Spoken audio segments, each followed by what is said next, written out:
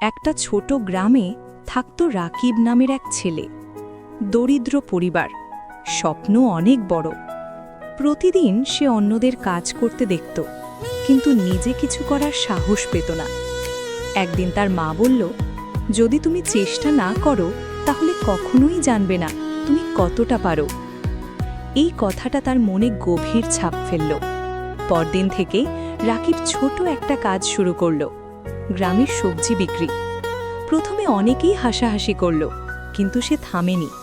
ধীরে ধীরে তার পরিশ্রম ফল দিতে শুরু করল।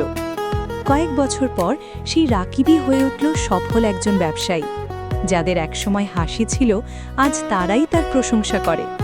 এই গল্প আমাদের শেখায়, শুরুটা ছোট হলেও সমস্যা নেই, সাহসটাই সবচেয়ে বড় জিনিস। তাই আজই শুরু করুন, কারণ আপনার ছোট পদক্ষেপ আপনার জীবন বদলে দিতে পারে।